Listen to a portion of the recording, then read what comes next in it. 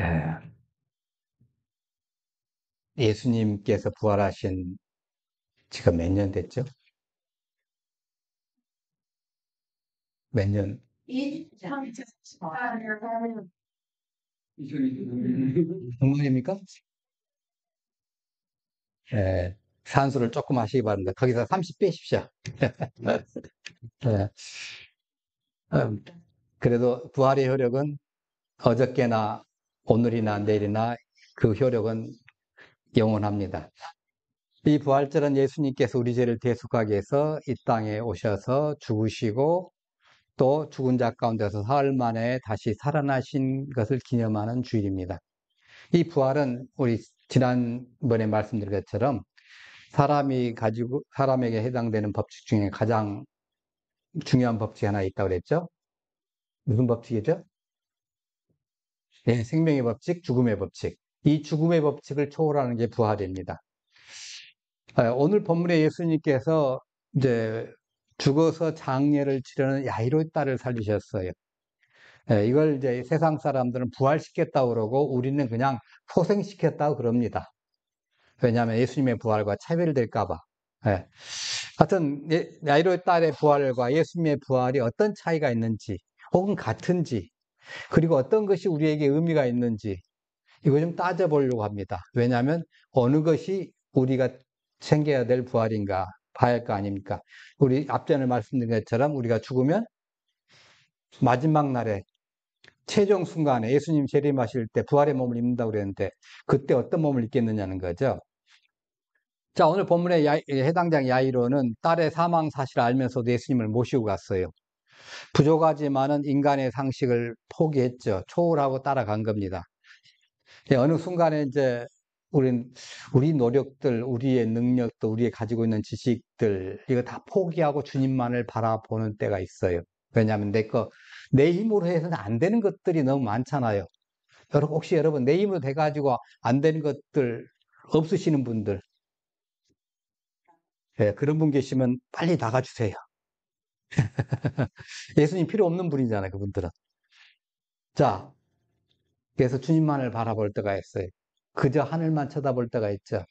그냥 냉정하게 겸손하게 우리는 주님 하시는 일을 따라가야 되는 거예요. 분명히 야이로에 따른 의식이 멈췄습니다. 자, 숨이 끊어졌고 맥박도 끊어졌고 근육은 굳어가고 있고 장례식을 치르고 있고 집은 와글와글 해가지고 장례식을 준비하고 있습니다. 근데 예수님께서 오시더니 죽은 것이 아니라고 잔다고 하셨어요. 이게 기가 막히잖아요. 이 사람들 예수님을 보고 뭐라고 생각했어요? 야, 좀 무식하다. 죽음에 대해서 무지하시구나. 죽었는지 죽음과 잠을 구분하지 못하시나? 아니면 거짓말 하시나? 아니면 미치셨나? 본인이 메시아라고 어떤 사람들이 이러니까 진짜 메시아인 줄 착각하시나? 미쳤나? 뭐 이렇게 생각하실 수 있겠어요. 근데 예수님은 거기에 대해서 갖다붙다 말씀도 안 하십니다. 너희들 왜 비웃느냐? 왜 못 믿느냐?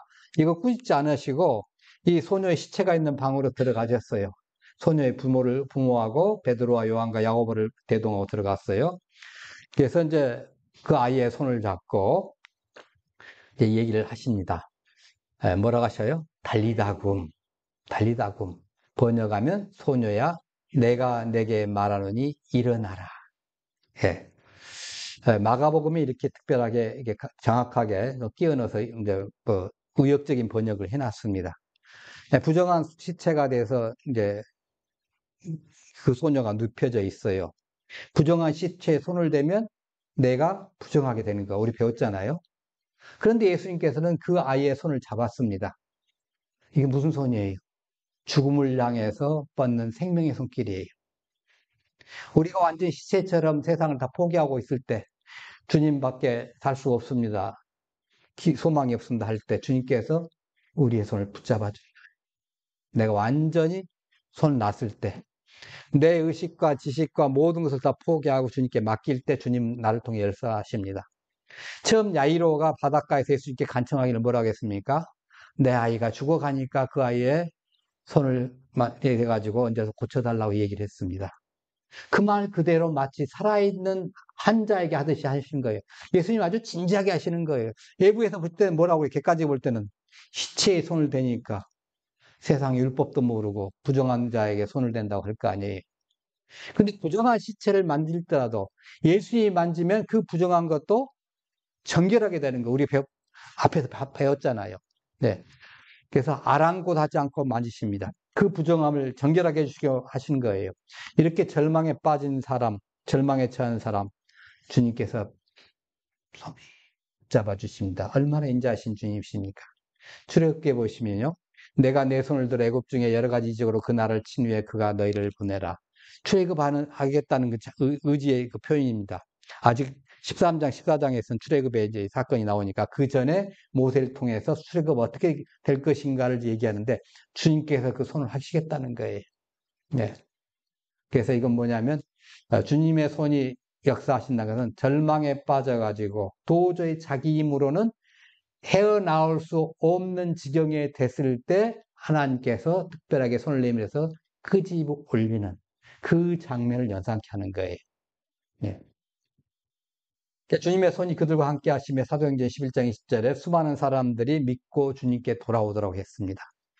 주님께서는 절망 속에 헤매는 영혼들, 이 사람들의 손을 부드럽게 잡아주시고 참 생명으로 인도하신 친절한 안내자요 신실한 보호자가 되신 거예요. 여러분의 손이 주님께 붙잡히만 한다면 지금 안 되고 있고 이거 못 된다고 포기한 그것들 어떻게 되죠? 할 수 있습니다. 주님의 손에 붙잡히면 하면 됩니다. 하늘이 무너져도 솟아날 구멍이 있고 하늘이 무너져 살아날 소망이 되십니다. 네.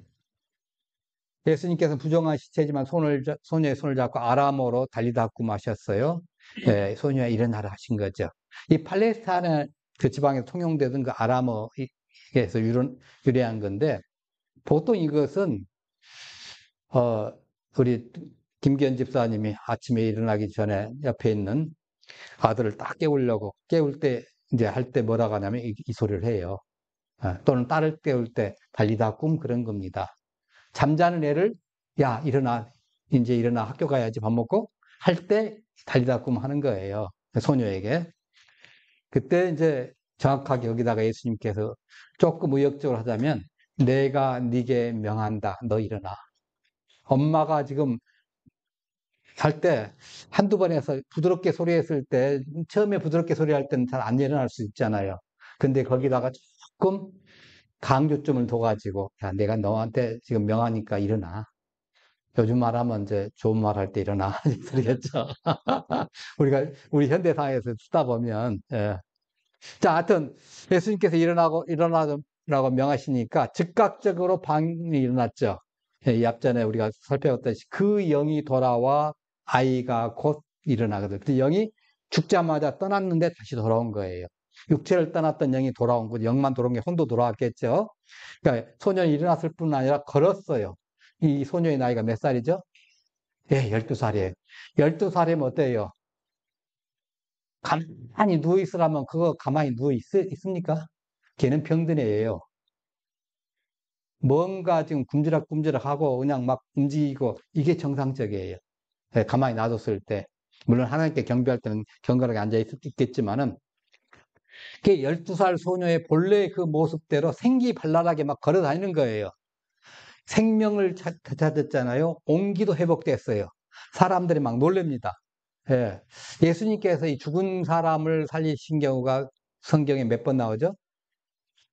예, 3번 나옵니다. 하나는 나인성의 가부의 아들을 살리고 또 야이로의 딸을 살리고 요한복음 11장에 나사로를 살리고 셋 다 젊은 청년들이에요. 예. 그런데 이 사건들을 왜 이거 넣어놨느냐? 예수님께서 왜 막 죽어가는 사람이 한둘이 아닐 텐데 위에 3사람을 살리고 해놨느냐 생각해 보니까 부활을 가르쳐 줘야 하잖아요. 그잖아요. 사람이 죽은 후에 다시 살아난다. 그 부활을 알려주려면 지금 사람의 부활, 물론 예수님의 부활과는 조금 다를 수도 있겠지만 지금 사람의 부활을 다시 사는 것을 좀 알려줘야 되기 때문에 하나의 샘플 교재로 지금 삼으신 것 같아요. 예수님의 부활을 암시해 주신 거예요. 그러니까 예수님 역시 육체의 죽음과 동시에 육체를 떠난 영이 천국에 갔다가 애언하신 대로 3일 밤 3일 낮을 지난 다음에 돌아와서 부활의 몸을 입은 거예요. 우리 지난주에 말씀했지만은 유월절 엿새 전에, 그러니까 그걸 이제 히브리 달력으로 따져봤을 때, 따져보니까 안식일 한 이틀 전쯤 해가지고, 베다니 마을 들어갔다가, 이제 니산월 14일, 유대 달력으로 1월 10일경, 1월 10일 날, 예루살렘에 들어오십니다. 그날이 안식일이에요. 정규 안식일. 안식일에 왔다가. 그리고 이제 14일 날에 양 잡는 날이잖아요. 14일 날 수요일에 돌아가셔요. 그러니까 수요일이 시작되면서 본인이 최후의 만찬을 하시고, 그 저녁에 고난을 가서 재판받으시고, 붙잡혀서 재판받으시고, 그 새벽에 이제 뭐 끌려다니면서 법정에 끌려다니고, 그리고 이제 오후 3시에 운명하시고, 그리고 장사 지내고, 그리고 자, 수요일 날 돌아가셨으니까 목요일 날, 금요일 날, 토요일 오후 3시 이후에 이제 예수님께서 부활하셨을 거예요, 아마. 근데 이제 유대 달력은 우리보다 6시간이 빠르니까 토요일 저녁 6시부터는 안식 후 첫날이에요. 주일이에요, 우리는 주일이에요. 그래서 아마 오후 3시에서 이 사이에 부활하시고 하셨지 않겠느냐. 그 사이에 이제 예수님께서 오셨겠죠. 예수님의 영혼이. 그래서 부활의 몸을 입으셨을 거예요. 이 일에 성부와 성자가 같이 하신 거예요. 하나님께서 그를 사망의 고통에서 풀어 살리셨으니 이는 그가 사망에 매여 있을 수 없었어요. 그러니까 예수님께서 이르시되 나는 부활이요 생명이 나를 믿는 자는 죽어도 살겠고 하는 거예요. 그러니까 복음서에 예수님의 부활 증언이 많이 있잖아요. 사도행전에도 예수님이 부활하셔가지고 하늘에서 다스리고 계신다는 증언이 나옵니다. 그러니까 신약의 서신들, 그 로마서부터 쭉 보면 예수님이 교회의 머리로 살아계시면서 다스린다고 증언을 하고 있어요. 요한계시록도 예수님이 부활하셔서 하늘에서 다스리고 계시고 재림하셔서 대적들이고 싸우셔가지고 승리하실 거 애언하고 있어요. 자, 그러면 이제 살펴봅시다. 예수님의 부활과 야이로의 딸의 부활이 어떻게 다른가? 같이 나는 거 분명히 봤잖아요. 무엇이 다른가 우리가 조금 더 이제 깊이 보십시다. 물론 여러분 다 아실 거예요. 자, 야이로의 딸의 부활은 죽기 전의 상태로 회복을 한 거예요. 그래서 아까 말씀드린 대로 소생한 거라고 볼 수 있죠. 죽었다가 소생했습니다. 예수님의 부활에 비한다면. 그래서 여전히 생로병사의 인생 순환 과정을 따라야만 하는 거예요. 예, 아플 수 있고 늙고 노화가 되고 또 죽어야 돼요. 네. 그래서 예수님은 소녀에게 먹을 것을 주라고 하잖아요. 소녀에서 먹을 것을 주라는 이 명령은 두 가지를 의미합니다. 하나는 완벽하게 살아났다는 걸 의미하죠. 죽은 사람에게 먹을 걸 안 주잖아요. 물론 귀신들에게 제사 지는 어떤 사람은 그렇긴 합니다만은 하여튼 완전하게 정상적으로 살아났다는 증거고 또 병으로 죽었던 몸의 기능이 정상적인 모습으로 돌아왔어요. 그러니까 즉각적으로 완전하게 회복이 된 겁니다. 그러니까 부분적으로 한 부분은 살았는데 한 부분은 죽었습니다. 이게 아니에요. 전체적으로 구원을 받았어요. 육체적인 구원도 받고 영적인 구원도 받고. 자, 부정한 시체에서 정결하고 건강한 소녀가 되었습니다. 그래서 예수님께서 소녀가 죽은 것이 아니라 잠자고 있다고 하신 말씀은 소녀가 전혀 이상이 없이 다시 살아날 것이다. 이걸 지금 의미하고 그 말씀을 하신 거예요. 예. 지난주에도 우리가 앞에서도 얘기했지만은 자, 그래서 정상적으로 잠에서 막 깨어난 아이처럼 일어나자마자 배고프다는 거예요. 물론 요즘에 애들은 깨어나자마자 뭐 밥 먹으라고 하면 막 신경질 내고 짜증내고 그런 애들 많이 있습니다. 그 친구들은 2000년 전에 예수님 시절에 가서 좀 한 열흘간만 캠프로 보냈다고 하면 아침에 엄마가 뭘 챙겨준 거 너무너무 감사하게 잘 먹었겠다고 먹을 겁니다. 왜? 해가 지면 먹을 것이 없어요. 한식 없어요. 일체 없습니다. 해 지면 자야 돼. 그런 상황에서 아침에 12시간 정도 되는데 얼마나 배고프겠어요. 아침 일어나자마자 뭐 먹고 싶겠죠. 예, 바로 그거예요. 지금 예수님께서 큰 사랑을 베풀어 가지고 이 전적인 생명을 에게 생명을 음식을 제공하라 하신 거예요. 죽기 전에 얼마나 배 아파 이제 아파가지고 못 먹었겠어요. 그렇잖아요. 아마 며칠이 될지 모르지만 아파서 뭐 먹어봐야 미음 조금 먹을까 말까 했을 거 아니에요. 그거 가지고 본의 아니게 금식 아닌 금식을 했을 거예요. 예, 많이 줄였을 겁니다. 그래서 예수님께서 구체적으로 실제적으로 사랑을 나타내십니다. 먹을 거 줘라. 예, 먹을 것 줘라. 그러니까 사랑한다, 사랑한다 하면서 그 사람이 가장 지금 필요한 것이 뭔가 이걸 봐야 돼요. 가장 지금 필요한 것이 뭔지를 우리가 생각하지 않고 우리가 생각해서 줘야 할 것만 준다고 하면 이건 조금 넌센스입니다. 우리는 주변 사람을 사랑한다고 많이 그렇게 하는데 그 사람에게 지금 가장 필요한 것이 물인지 밥인지 아니면 뭐 맑은 거 휴식인지 잠인지 이거 먼저 봐야 돼요. 이거 무시하고 우리 내 마음대로 막 하면 안 받아들이게 돼 있습니다. 배가 제일 고파 죽겠는데 예수 믿으면 구원받고 천국 가. 여러분 한번 하실 수 있습니다. 그 말이 귀에 몇 명이나 들어올까요? 죽음을 앞두고 있는 사람들은 들을 수 있습니다. 그러나 저 범준이는 절대 귀에 거의 안 들어요. 지금도 오락가락 하잖아요. 예?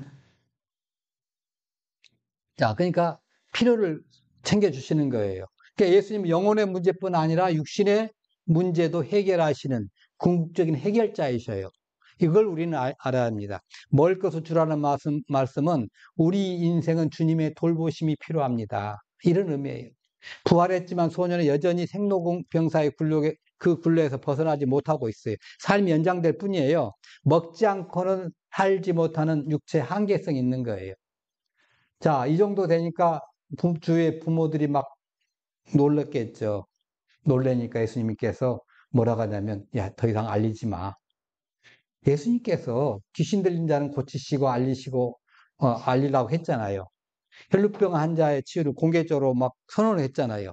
근데 대조적으로 이 소녀의 부활은 알리지 말라고 했습니다. 물론 메시아로서 자기가 드러낼 때까지 이적과 기사에 대한 문제가 막 나오면 사람들이 문짓거리가 되니까 요즘 말하면 뭐 정치 국회의원 나가기 전에 문제가 많으면 미리 문제가 많으면 언론들이 막 떠들어 대가지고 막 후보 등록도 못하게 막 만들어내잖아요. 지금 그러면 안 되잖아요. 지금 예수님 십자가에까지 가셔야 되는데 그 길을 못 가게 막으면 안 되니까 야 이거 입 다물어라. 근데 사실은 이거 비밀로 하기는 불가능합니다. 이미 많은 사람이 죽은 거 알고 있잖아요. 근데 살아난 거예요. 그러면 사실대로 말할 수밖에 없잖아요. 근데 왜 알리지 말라고 했을까?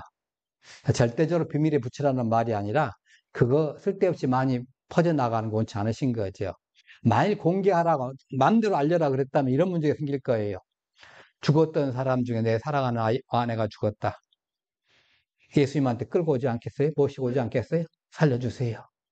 예수님 사역이 되시겠어요? 안 되시겠어요? 불가능합니다. 불가능해요. 사역 불가능해요. 주변에 장례식 치르는 데가 한 군데도 없어요. 치렀다 하더라도 나사로 보세요. 무덤에 들어간 데도 살려내니까. 예수님 모시고 와서 살려내버리면 되니까. 이거 안 되는 거예요. 자, 그래서 아마 이제 이렇게 알 필요가 없는 사람들에게는 그 기적이 알 필요가 없게 하신 거예요. 메시아로서 예수님의 신성 그것을 믿을 준비가 되어 있는 사람에게는 공개가 돼요. 근데 믿지 않는 사람들에게는 감춰지는 거예요. 근데 소문은 어쨌든 온 땅에 이제 퍼졌습니다. 그런데 예수님의 부활은 감출하겠나요? 알리라고 그랬나요? 그거 틀리잖아요. 야이로의 딸의 부활은 감춰라. 예수님의 부활은 알려라. 예. 그러니까 왜냐하면 복음이잖아요. 부활 자체가 복음이에요. 구원의 복음이에요. 십자가 부활을 수용해서 우리가 구원받기를 예수님께서 원하신 거예요. 예수님의 부활도 소녀의 부활처럼 생로병사의 그러면 과정을 거치는 부활이 있나요? 아니잖아요. 자, 고린도전서 15장 20절 23절에 보시니까 이제 그리스도께서 죽은 자 가운데서 다시 살아나사 잠자는 자들의 첫 열매가 되셨도다. 이 부활의 첫 열매가 되신 거예요. 이는 생로병사의 과정을 거치지 않는 완전한 몸으로 영원히 살 생명의 첫 열매가 되셨다는 거예요. 그러니까 예수님의 부활은 첫 열매입니다. 이 첫 열매라는 것은 뭐예요? 뒤에 계속 열매가 나온다는 소리죠. 한 번으로 끝난다면 첫 열매로 하지 않죠. 그죠? 예. 첫 열매가 의미가 뭐예요? 그 뒤에 계속 나올 겁니다. 그럼 그 다음 열매는 누굽니까? 예, 저와 여러분의 차례예요. 예, 그 다음에, 예. 그러니까 우리도 예수님 따라 그렇게 부활한다는 의미예요. 자, 그런데 예수님의 두 제자가 예수님과 함께 엠마로 가고 있을 때 예수님 못 알아봤습니다. 막달라 마리아도 한동안 예수님을 부활하신 예수님을 못 알아봤어요. 근데 다른 제자들은 예수님을 아주 빨리 알아봤어요. 왜냐하면 이제 정보를 좀 들었던 것 같아. 예수님을 보고 처음에 놀랐지만은 예수님의 손과 발을 보고 예수님께서 물고기 잡수신 것을 보고 부활을 확신했어요. 그러니까 부활하신 예수님은 결코 고통을 당하거나 약하거나 아플 수 없는 몸입니다. 그 몸으로 부활하신 거예요. 얼마나 신납니까? 지금 맨날 힘들고 어렵고 끄떡하면 허리 아프고 어디 아프고 뭐 눈도 침침해지고 그런데 이게 없는 거예요. 얼마나 좋습니까? 이 부활을 해야지. 야이로의 딸의 부활은 뭐예요? 여전히 생로병사가 있는 거예요. 그 부활을 우리가 원하시면 안 돼요. 이 예수님의 부활, 요 부활을 우리가 챙기셔야 합니다. 죽지 않는 분으로 예수님께서는 변화가 된 거예요. 그래서 이 썩을 것이 반드시 썩지 아니할 것을 입겠고 이 죽을 것이 죽지 아니함을 입으리라. 예. 그러니까 부활하신 예수님 그러면 영적으로만 오신 것이 아니에요. 만질 수 있는 몸을 가지고 계신 거예요. 예. 단지 영이 아니셨어요. 걸어가시기도 하고 음식도 드시기도 하고 손과 입구를 보시면 야 봐라 하고 보니 실제적으로 식사 준비를 하셔가지고 요즘 말하면 요생남이라고 그러나요? 하여튼 그래가지고 제자들한테 야 이거 내가 만든 거야 먹어봐 이렇게도 하시기도 했잖아요.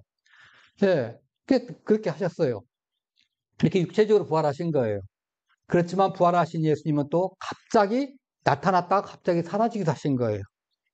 그런가 하면 문이 잠겨 있는데 또 갑자기 또 누르신 거예요. 문 꽝, 이제 물 안에서 잠궜다고 그래서 한번 해보십시다. 그런데 와 계시는 거예요. 아침에 이제 여기 맨 처음에 와가지고 김 목사님께서 와서 오늘 이제 부활절 예배에 대해서 내가 이제 예배를 준비하는 마음으로 경건한 마음으로 가서 문을 열었는데 예수님이 와서 착 앉아 계신다면 목사님 어떻게 하시겠어요? 아마 저 같으면 기절할 수 있어요. 여러분 안 그러실 것 같아요? 그러시기도 했다는 거예요. 분명히 상관한데 어떻게 들으셨지? 예. 그런 몸이에요. 그러니까 연속과 비연속이 있는 몸이죠. 생로병사의 지배를 받지 않는 분이고. 자, 그러면 예수님의 부활이 우리에게는 어떤 의미가 있느냐는 거예요. 이 예수님의 부활이 우리의 부활을 보증한다는 거예요. 예수님의 부활은 우리의 중생과 새로운 삶, 천국의 삶, 이 소망의 삶과 연결되어 있어요. 예수님의 부활은 현재에서도 그리스도의 사역에 새로운 능력을 제공합니다. 베드로전서 1장 3절에 보니까 우리를 거듭나게 하사 산 소망이 있게 하시며 이렇게 얘기하고 있고 에베소 2장 5절 6절 한번 같이 읽어볼까요? 허물로 죽은 너희는 무대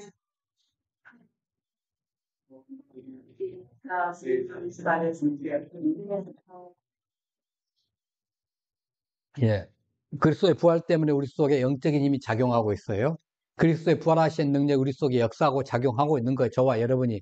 그게 조금 우리의 믿음에 따라서 좀 시원찮고 우리의 감정에 따라서 때로는 영 그 맥을 못 추고 있지만은 그래도 우리 안에 있는 죄의 속성들, 죄를 지려는 그런 의지들, 그것들을 갖다가 파괴할 수 있고 그것들을 이겨낼 수 있는 힘을 주시는 거예요. 예. 그러니까 부활 능력은 하나님 나라의 그 사역의 능력에서 포함됩니다. 그래서 사도행 1장 8절 우리가 다 알죠. 예루살렘과 온 유다와 사마리아와 땅까지 이르러 내 증인이 되리라. 그렇게 만드시는 거예요. 이건 예수님 부활 때문이에요. 예수님께서 특별훈련 시켜가지고 너희들을 가라고 새롭게 엄청나게 수표를 써주시고 가서 이 돈으로 가서 하고 오라. 이게 아니셨어요. 예수님의 부활. 그거 하나 믿으니까 이게 다 된 거예요. 그 부활 때문에 저와 여러분이 지금 예수 믿고 구원받고 부활절 예배 하나님 앞에 감사하며 경배 드리고 있지 않습니까? 이 부활이 우리의 칭의를 보증하는 거예요. 칭의란 게 뭡니까? 야, 너희들 죄 없어. 꽝꽝꽝 때려주는 거예요. 요즘에 뭐 정치판 이게 보니까 서로 뭐 누가 죄를 지었니 안 지었니 범죄자니 어쩌니 얘기를 합니다만은 죄 없는 사람이 어디 가겠습니까? 솔직히 말해서 최소한 크리스찬들은 그 소리를 하면 안 됩니다. 너는 죄인이야. 아니 나도 죄인입니다. 이거부터 가야 돼요. 이거부터. 우리 모두 죄인이잖아요. 그런데 우리는 어떤 죄인이에요? 용서받은 죄인이에요. 용서받은 죄인이에요. 이 용서받은 죄인인데 어떻게 용서받았어요? 예수님이 십자가 죽었을 때 죄를 용서함 받고 예수님이 부활하시니까 우리가 의롭게 되었다고 칭함 받는 거예요. 예수님이 부활하셨으니까 죄 때문에 죽었는데 부활하셨네? 그럼 너희들 이제 더 이상 죄가 없어. 그리고 재판장에 꽝꽝꽝 때려줍니다. 이거 얼마나 신나는 일이에요. 속에는 죄 덩어리죠. 속에는 죄 덩어리예요. 숨만 쉬어도 죄예요. 예. 뭐 어떤 사람들 숨 쉬는 거 빼고 다 거짓말 하는 게 우리는 숨 쉬는 것쪽부터 죄일 수도 있어요. 그런데 너 죄 없어 하고서 때려주는 거예요. 그렇게 하나님께서 인정해 주시겠다는 게 칭의예요. 그게 부활로 인해 된 겁니다. 부활하셨기 때문에 해주신 거예요. 더 이상 죄에 대한 그 벌을 당할 필요가 없는 거예요. 더 이상 하나님의 진노를 당해야 할 필요가 없어요. 예수님이 다 해결해 주셨어요. 더 이상 죄에 책임이 없어요. 그리스도께서 해결하시고 완성하셨어요. 안 믿으십니까? 믿으셔야 돼요. 이걸 못 믿으니까 맨날 십자가 부르는 거예요. 우리는 완성해 주셨어요. 이제는 뭘로 사는 거예요? 의롭다 함을 입고 의인으로 살아가는 거예요. 이게 부활신앙이에요. 예수는 우리가 범죄한 것 때문에 로마서 4장 25절에 내줌이 되고 또한 우리를 의롭다 하시기 위하여 살아나셨느니라. 그리스도의 부활은 우리가 완전한 부활체를 받을 것을 보증합니다. 예수님의 부활이 우리의 마지막 부활을 보증하는 거예요. 그리스도의 부활이 우리의 부활의 첫 열매잖아요. 그래서 예수님께서 첫 열매가 되셨어요. 예수님 부활하신 후에도 손에 여전히 못 자국 있었죠. 발에도 못 자국 있었습니다. 옆구리에 창자국 있었고 이것은 아마 일부러 이렇게 지으신 것 같아요. 그렇지만 우리는 부활할 때 어떤 몸이에요? 완전한 몸, 흠없는 몸, 아프지 않는 몸. 나는 평상시 여기가 뭐가 안 좋아서 그거 없어요. 나는 허리가 좀 굽어서 권사님들, 집사님들 걱정 마세요. 부활할 때 완벽한 몸으로 멋있는 미스 코리아 이상으로 멋있게 부활할 테니까 그 부활을 여러분들이 소망하세요. 네. 그러니까 이 부활체는 썩지 않는 영광의 몸이 됩니다. 근데 예수님의 상처는 우리를 위한 고난과 죽음의 영원한 증포가 될 거예요. 아마 천국에서 우리가 그 모습 볼 텐데 그거 볼 때마다 우리는 절로 고개가 숙여지면서 찬양되겠죠. 저것 때문에 내가 구원받고 여기 왔어. 저것 때문에 있잖아요.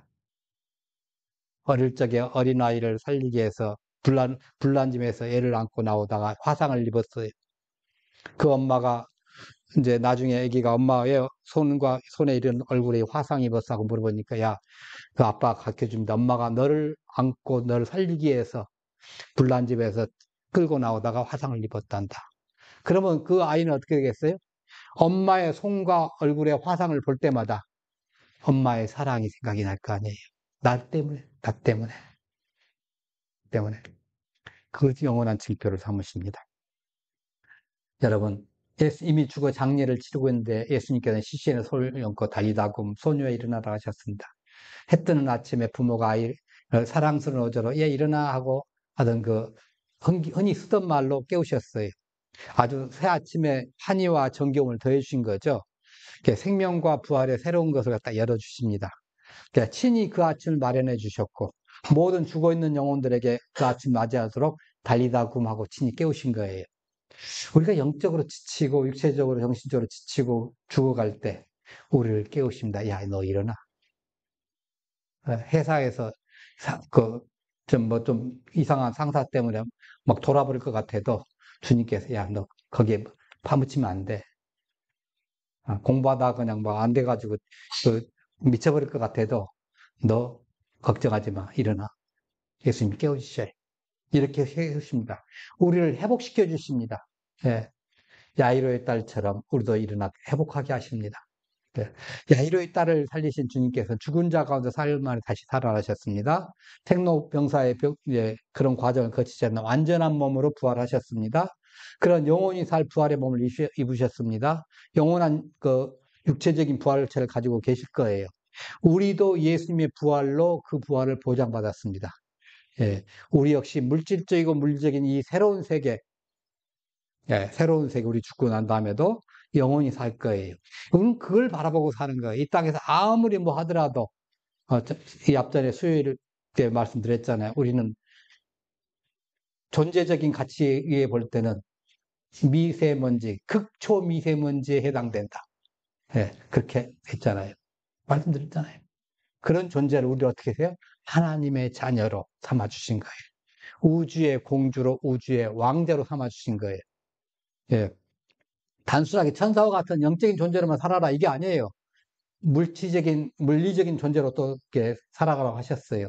그래서 그리스도의 부활이 우리의 칭의를 보증한 거예요. 너 죄 없어. 너 의인이야. 너 하나님 앞에 그 바로 서신 하나님의 백성이야. 하나님의 왕자야. 하나님의 자녀야. 그리스도의 부활은 우리가 완전한 부활체를 받을 것을 보증해 주셔요. 이 믿음을 우리가 가지고 사는 거예요. 사실은 우리가 천국 간다는 것도 중요하지만은 이걸 상상해 보면 즐거워요. 평상시 맨날 우리가 돈 버는 게 뭡니까? 먹고 교통비 쓰고 뭐 보고 하는데 이런 몸을 입으면 돈 벌 필요가 있어 없어요? 없어요. 돈 안 벌어도 전혀 지장 없게끔 살아날 수 있어요. 이 부활의 몸만 입으면 그 몸을 우리가 입게 되는 겁니다. 그래서 우리에게 그러면 우리는 어떻게 해야 돼요? 주님의 일을 견고하게 계속 감당을 해야 돼요. 형제들아 견실하여 흔들리지 말고 항상 주의 일에 더욱 힘쓰는 자들이 되게 하라. 이는 너희 수고가 주 안에서 헛되이 되지 않을 줄 아니라. 이 부활 때문에 우리의 삶에서 죄에 굴복하는 것을 이제는 더 이상 그만둬야 됩니다. 부활이 있으니까 내 욕심을 위해서 지금의 눈앞의 유익을 위해서 죄에 굴복하겠다. 이거 포기하세요. 네. 로마서 6장 11절로 13절 한번 같이 읽어봅니다. 이와 같이 너희도 안에서 하나님께 있는 살아있는 나무의 빛이다. 우리가 있는 죄가 너희는 굴복을 자유하게 못하게 하여 몸의 사역에 순종하지 말고 너희 주제들에게 그리의 임의로 죄에 미치지 말고 오직 너희 자신을 주라 가운데서 다시 살아나자 명시 하나님께 드리며 너희 주제를 그리의 임의로 쉽게 드리라. 아멘. 우리는 이미 그리스도와 함께 부활했습니다. 그러니까 우리는 이미 십자가에 죽었습니다. 우리는 이미 그리스도와 함께 부활했습니다. 우리는 이미 하늘나라에 갔습니다. 약하시네. 아씨. 우리는 그리스도와 함께 십자가에 못 박혀 죽었습니다. 우리는 그리스도와 함께 부활했습니다. 우리는 그리스도와 함께 승천했습니다. 우리는 그리스도와 함께 하나님 존전의 옆에 있습니다. 자, 골로새 1장 4절부터 3장 1절로 4절 보면요. 그러므로 너희가 그리스도와 함께 살리심을 받았으면 위의 것을 찾으라. 거기는 하늘에 있습니다. 그 것을 생각하고 땅의 것을 생각하라. 그가 죽었고 너희 생명이 그리스도와 함께 하나님 앞에 감추었습니다. 우리 생명이신 그리스도께서 나타나실 때 너희도 또한 그와 영광 중에 나타나리라. 이 차원에서 생각하니까 여기서 우리 사이에 어떤 인간적인 갈등 그거 아무것도 아닙니다. 그죠? 예, 아침에 누구하고 별로 사이가 안 좋았다, 뭐 삐졌다, 뭐 그거 아무것도 아니에요. 그냥 넘겨버릴 일이에요. 이거 추억입니다. 하늘나라에서 보니까 추억이죠. 어릴 적에 우리가 그 뭐 친구하고 같이 이렇게 장난한 것처럼 그건 그런 추억이에요. 자, 우리는 하나님 얼굴 직접 배우는 날까지, 배우는 그 순간까지, 우리 살아있을 때 예수님이 다시 오시면 그때가 될 거. 우리가 육체는 죽은 다음에 올 거면 나중에 재림하실 때 이제 직접 뵙겠죠? 우리 육체가 우리 순간순간 하나님 나라의 그 하늘나라의 상급이 기대되는 삶을 우리가 살아갈 거예요. 그때까지. 우리가 죽을 때까지 이 땅에서. 그래서 매일매일 부활의 시간을 살아가십시다. 그래서 그 부활 신앙에 합당한 열매를 맺고 그 열매로 인해서 하나님께 영광 돌리는 그러한 우리의 지체들이 되기를 간절히 축원합니다. 시간 우리 같이 기도하십니다. 계속해